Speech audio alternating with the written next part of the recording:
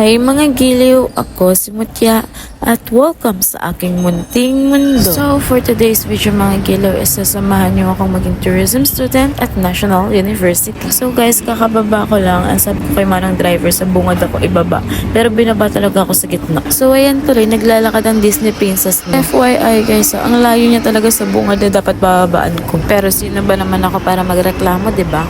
Man. So mga giliw, kung hindi niyo pa alam is first day ko to, pero yung makaklase ko hindi na nila first day yan. And mga giliw, hindi ko alam yung mga gagawin dyan bawat subject that time, pero ang alam ko lang is may quiz, pero hindi naman natuloy sa huli. And after ng 9 AM class namin ay pumunta agad kami ng SM kasi for sure bukas na talaga yung SM para kumain na talaga. At yung isa nasa unahan na kasi naiihi na raw talaga siya.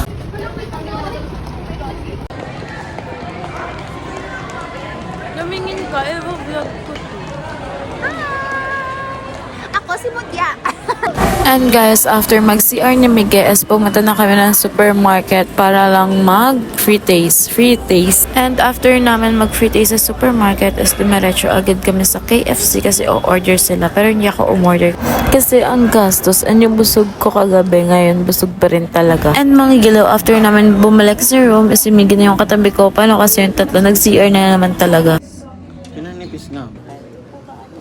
Yes po, meron dala-dala niya po sa taas po ng buhay. And after class namin is may nag-abang lang sa amin na marketing siguro sila na course para magsagot ang survey, gano'n. And now naman pupunta kami ng ITSO and yung aking katabi is si Chelsea, ang super kulit na duper kulit. And guys, nagbukas na pababa yung elevator para hindi namin abutan kaya tumakbo na lang kami and ayun, wala na kami na palang. And mga gilaw, nga pala, pupunta kami ng Mindanao Avenue and super duper lapit niya lang, siguro wala pang 15 minutes. Pero inabot kami ng 15 minutes kasi super traffic niya papunta.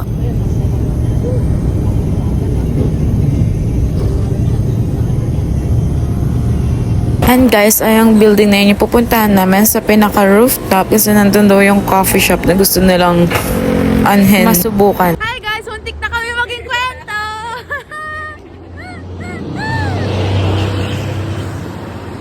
Ano ba yan? Cafe ba to? O impyerno?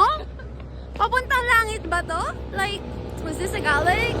Hello guys, on the way back. On the way back sa SM. Napala? Wala. Ano nangyari? Muntik mabangga. Ay gagi, ba't nandyan yan? So guys, puno nga dapat yung dapat namin puntahan and ngayon nandito kami sa Lugusan. And mga gilo, nakapag-order na rin kami pero yung in-order ko lang is rice and meron din akong drinks pero alam niyo naman yung tipid-tipid lang tayo, yung makakatipid.